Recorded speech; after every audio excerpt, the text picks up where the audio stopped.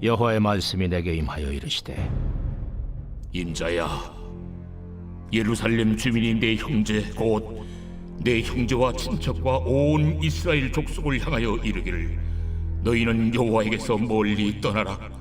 이 땅은 우리에게 주어 기업이 되게 하신 것이라 하였나니, 그런즉 너는 말하기를, 주 여호와의 말씀에 내가 비록 그들을 멀리 이방인 가운데로 쫓아내어 여러 나라에 흩었으나 그들이 도달한 나라들에서 내가 잠깐 그들에게 성소가 되리라 하셨다 하고, 너는 또 말하기를, 주 여호와의 말씀에 내가 너희를 만민 가운데서 모으며 너희를 흩은 여러 나라 가운데서 모아내고 이스라엘 땅을 너희에게 주리라 하셨다 하라. 그들이 그리로 가서 그 가운데 모든 미운 물건과 모든 가증한 것을 제거하여 버릴지라.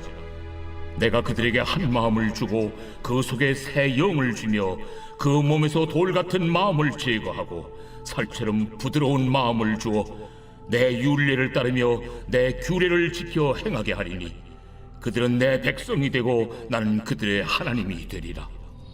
그러나 미운 것과 가증한 것을 마음으로 따르는 자는 내가 그 행위대로 그 머리에 갚으리라. 나 주 여호와의 말이니라. 그때의 그룹들이 날개를 드는데 바퀴도 그 곁에 있고 이스라엘 하나님의 영광도 그 위에 덮였더니, 여호와의 영광이 성읍 가운데에서부터 올라가 성읍 동쪽 산에 머무르고, 주의 영이 나를 들어 하나님의 영의 환상 중에 데리고 갈대아에 있는 사로잡힌 자 중에 이르시더니, 내가 본 환상이 나를 떠나 올라간지라. 내가 사로잡힌 자에게 여호와께서 내게 보이신 모든 일을 말하니라.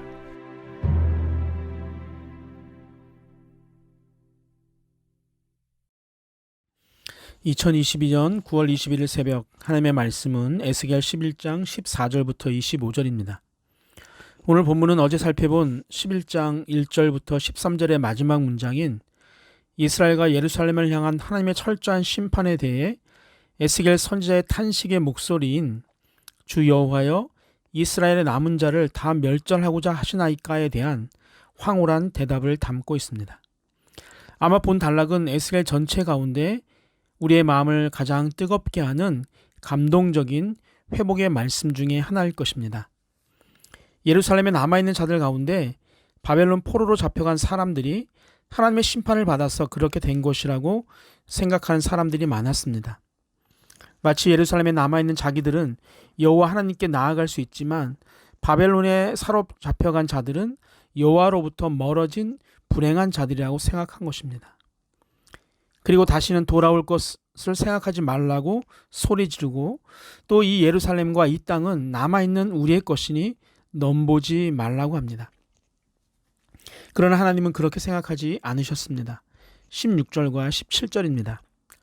그런즉 너는 말하기를, 주 여호와의 말씀에 내가 비록 그들을 멀리 이방인 가운데로 쫓아내어 여러 나라에 흩었으나 그들이 도달한 나라들에서 내가 잠깐 그들에게 성소가 되리라 하셨다 하고, 너는 또 말하기를, 주 여호와의 말씀에 내가 너희를 만민 가운데서 모으며 너희를 흩은 여러 나라 가운데서 모아내고 이스라엘 땅을 너희에게 주리라 하셨다 하라. 아멘.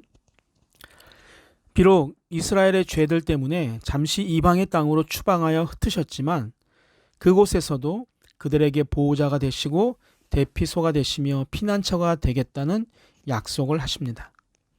이것이 내가 거기서 얼마 동안 너희의 성소가 되시겠다고 하신 뜻입니다.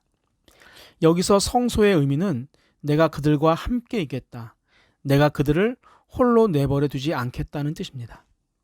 마치 찬송가 438장에 나오는 높은 산이 거친 들이 초막이나 궁궐이나 내 주 예수 모신 곳이 그 어디나 하늘나라라는 가사처럼, 궁궐이나 초막이나 내 주 하나님이 계신 곳이라면 어디든지 하나님의 성소인 것과 같습니다.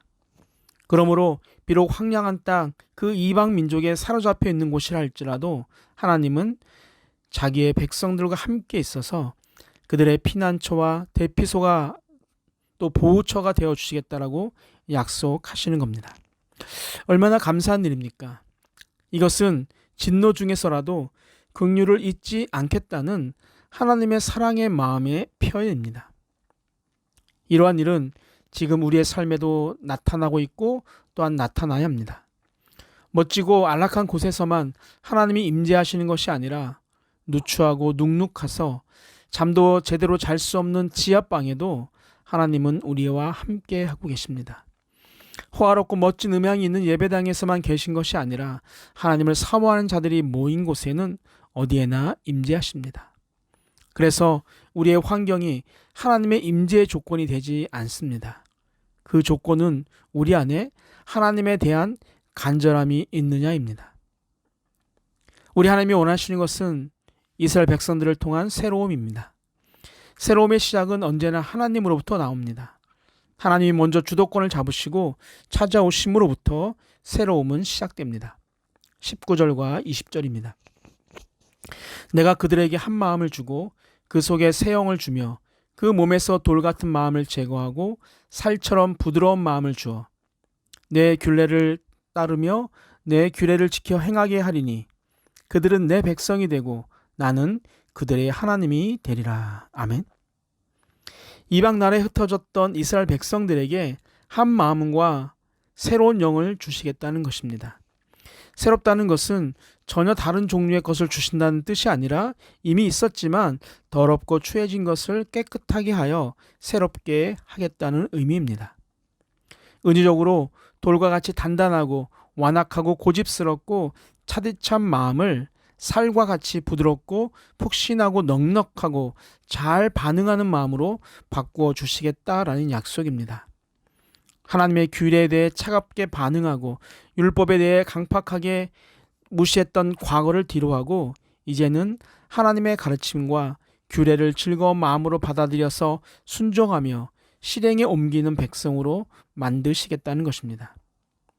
그럴 때 비로소 그들은 내 백성이 되고 나는 그들의 하나님이 되기 때문입니다.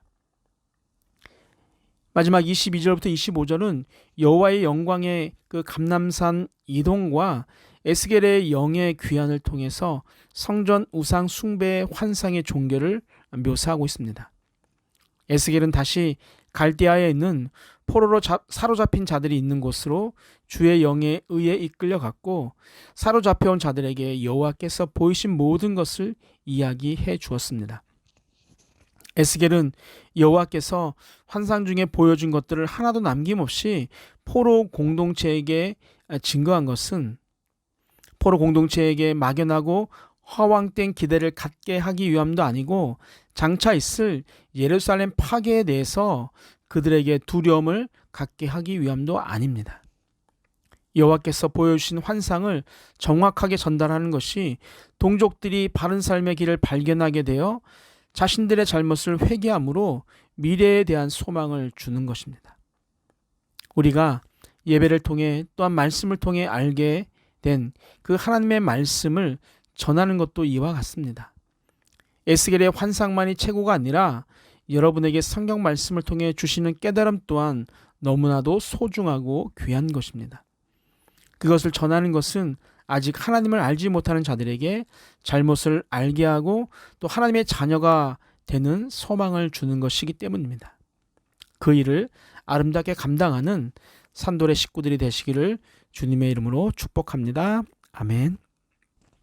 사랑과 은혜가 풍성하신 하나님 아버지, 하나님의 말씀을 떠나 살며 하나님을 배반했던 이스라엘 백성들을 끝까지 포기하지 않으시고 한 마음을 주시고 새 영을 넣어주심으로 돌같이 굳은 마음을 제거하고 살같이 부드러운 마음을 주셔서 하나님의 규례대로 살고 법을 지키게 하심으로 그들이 하나님의 백성이 되고 그들의 하나님이 되시는 큰 은혜를 부어 주셨습니다. 오늘 그 풍성한 은혜가 우리에게 동일하게 임하고 있음을 고백합니다. 하나님의 말씀대로 바른 길을 걷는 하루가 되게 하여 주옵소서. 가을에 풍성한 열매를 맺는 것처럼 우리의 믿음과 신앙도 아름다운 열매를 가득 맺게 하여 주옵소서. 감사하신 예수님의 이름으로 기도하옵나이다. 아멘. 우리 함께 기도하겠습니다. 첫 번째, 내 속에 돌과 같은 마음을 제거하시고 살과 같이 부드러운 마음으로 새롭게 하옵소서. 두 번째, 말씀을 통해 주신 깨달음을 하나님을 모르는 자들에게 전하는 자들이 되게 하옵소서. 마지막, 수요 예배를 통해 하나님을 마음껏 찬양하고 예배하게 하옵소서. 함께 기도하시겠습니다.